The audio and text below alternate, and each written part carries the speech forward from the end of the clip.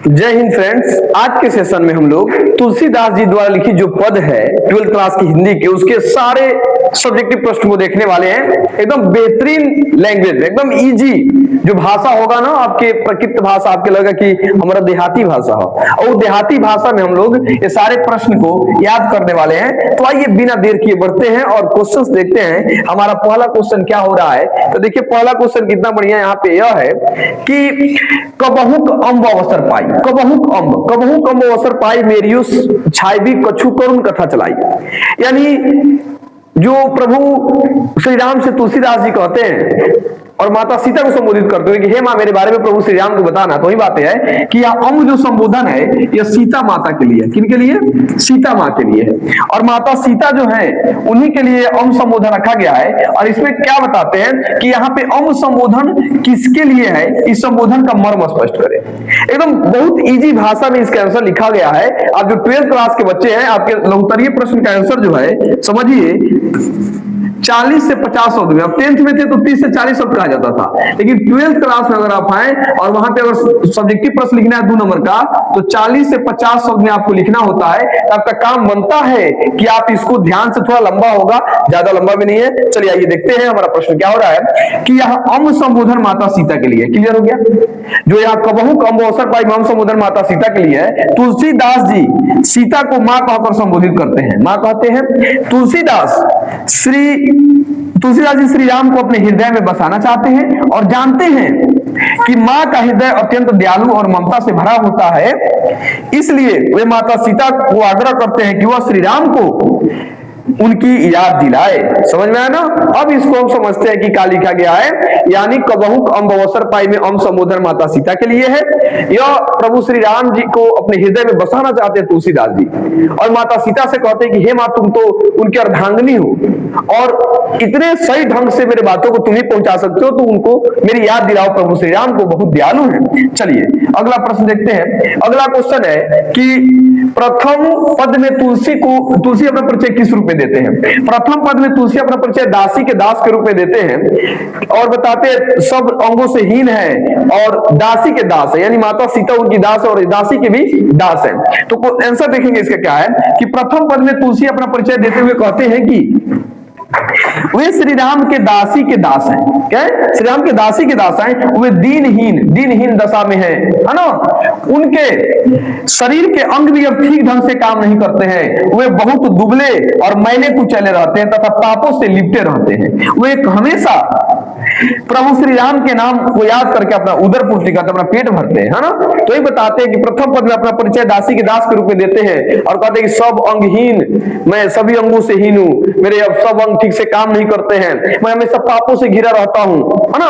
और मैं प्रभु श्री राम का नाम लेकर अपना उदर पूर्ति करता हूं, अपना पेट भरता हूं। तो 2 नंबर प्रश्न क्लियर हो गया। चलिए तीसरा प्रश्न की ओर बढ़ते हैं और तीसरा क्वेश्चन है कि अर्थ स्पष्ट करे। इसका अर्थ बताना है। नाम लई भरई उदर प्रभु दासी दास कहाई, यानी नाम लेकर प्रभु श्री राम का अपना उदर पूर्ति करते हैं और दासी के भी दास है। जो हम लोग चर्चा किया है वही इसका अर्थ है। तो देखिए क्या लिखा गया कि प्रस्तुत पंक्ति के माध्यम से तुलसीदास बाबा कहते हैं कि तुलसी बाबा कहते हैं कि हे मां श्री राम से कहना कि आपके दासी का भी एक दास है जो आपका नाम लेकर के अपना उदर पूर्ति करता है, अपना पेट भरता है। यही बात लिखा गया है कि नाम लई भरे उदर एक प्रभु दासी दास कहाई, प्रभु श्री राम को उनकी याद दिलाओ और बताओ कि दासी का भी दास है जो आपका ही नाम लेकर अपना उदर पूर्ति करता है। चलिए अब 6 नंबर इसमें क्या देखेंगे, क्या चलूंगा हम तेजी में ताकि कम समय में आप बेहतर चीजों को देख ले और याद कर ले। कली कराल दुकाल दारुन सब कुंभाती कुसाजू, नीच जन मन ऊंच जैसे कोढ़वे की खाजू। यानी इसे बता रहे हैं कि कली कराल जो अकाल भरी दुनिया में है, दुकाल दारू सब कुंभाती, सबकी बुद्धि है कुबुद्धि हो चुकी है ऐसे करके, और मैं इसी में का एक नीच व्यक्ति हूं और मेरा मन ऊंच है, मैं मुक्ति पाना चाहता हूं और मुझे वैसे ही कष्ट देते हैं जैसे कोढ़ी को कोढ़ खुजाने में दर्द होता है।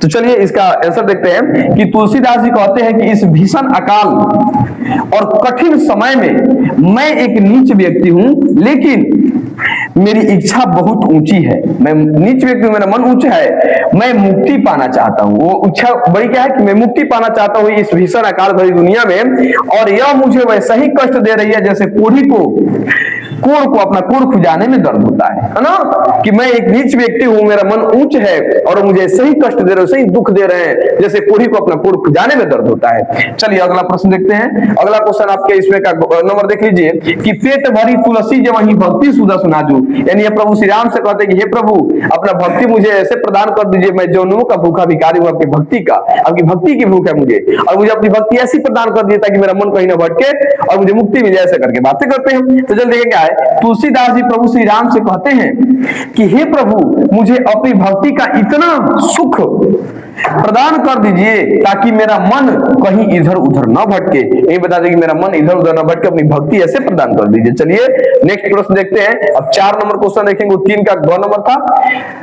तुलसीदास सीता से कैसी सहायता मांगते हैं, कि कैसी सहायता मांगते हैं, तो बचनों की सहायता मांगते हैं कि तू मुझे वचन दो, अगर मेरे बारे में प्रभु श्री राम को बताते तो मैं जीवन भर आपके नाथ का गुणगान करूंगा, ऐसे बताते हैं। चल देखिए क्या है आंसर, कि तुलसी सीता माता से बचनों की सहायता मांगते हैं। वे कहते हैं कि यदि प्रभु मेरी दशा पूछे तो आप यह बता देना कि एक दीनहीन, गरीब है, दीनहीन है, निर्बल व्यक्ति है, जो उन्हीं का नाम लेकर के अपना उदर पूर्ति करता है, अपना पेट भरता है। तो सीता से सहायता मांगते हैं कि मेरे बारे में, मेरी दीनहीन दशा के बारे में प्रभु श्री राम को बताओ।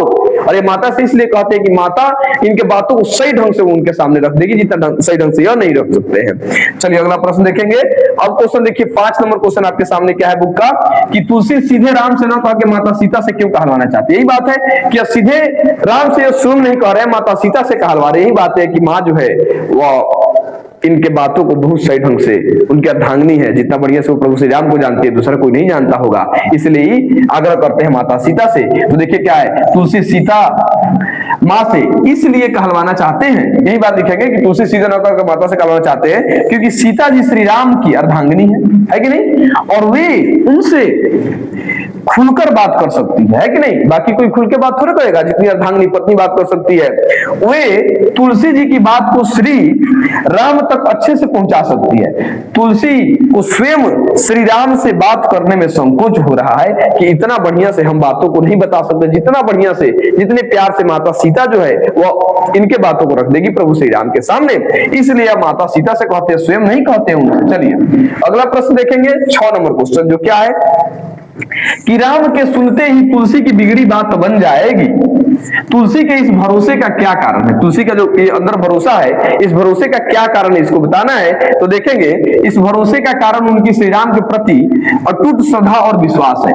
कहेंगे कि राम के सुनते ही तुलसी की बिगड़ी बात बन जाएगी, तुलसी के इस भरोसे का कारण यही है कि उनके प्रति श्रद्धा है, अटूट श्रद्धा है और विश्वास है कि प्रभु श्री राम मेरे को उद्धार करेंगे, है ना, मेरे ऊपर दया करेंगे, इतना विश्वास है इनको। तुलसी को विश्वास है कि प्रभु श्री राम सभी के दुखों को दूर करने वाले हैं कि ना, जब भी वे अपने भक्तों को दुखी देखते हैं उनके दुखों को क्या करते हैं, हर लेते हैं। इसलिए इनको भी भरोसा है कि प्रभु श्री राम जो है मेरे भी दीन दशा को, मेरे भी इस स्थिति को दूर जरूर करेंगे, है कि ना। चलिए अगला प्रश्न देखिए 7 नंबर क्वेश्चन आपके सामने क्या है कि दूसरे पद में तुलसी ने अपना परिचय किस रूप में दिया है। प्रथम पद में तो अपना परिचय दासी के दास के रूप में देते हैं, और द्वितीय पद में अपना परिचय एक भिखारी के रूप में देते हैं और बताते हैं कि मैं सुबह से आके आपके दरवाजे पर गिड़गिड़ा रहा हूं, मुझे कुछ नहीं चाहिए, बस अपना भक्ति प्रदान कर दीजिए, यही बातें कहते हैं। तो देखिए क्या इसका उत्तर क्या जाएगा, दूसरे पद में तुलसी ने अपना परिचय गिड़गिड़ाकर भीख मांगते हुए भिखारी के रूप में दिया है, गिड़गिड़ा रहे जाकर के उस दरवाजे पर कि मैं सुबह से गिड़गिड़ा रहा हूं। वे राम से कहते हैं कि वे सुबह से ही उनके